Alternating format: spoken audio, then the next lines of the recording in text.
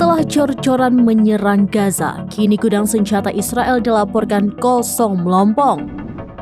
Karena kondisi tersebut, tentara Israel yang diterjunkan ke Gaza berada dalam bahaya besar. Para tentara tersebut juga terancam terjebak dalam serangan pasukan perlawanan. Dilansir dari Tribunnews.com pada Jumat 22 Maret 2024, hal itu dilaporkan oleh media Israel. Dalam laporan tersebut dijelaskan sebelum krisis senjata, pasukan pertahanan Israel atau IDF sempat menggunakan senjata-senjata kadaluarsa.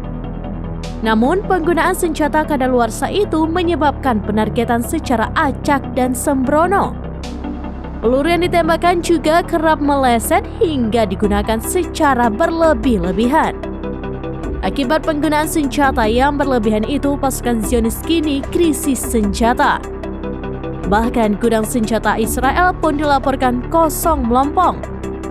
Kondisi tersebut juga telah dibenarkan oleh pejabat senior Israel secara terbuka di saluran media Amerika beberapa waktu lalu.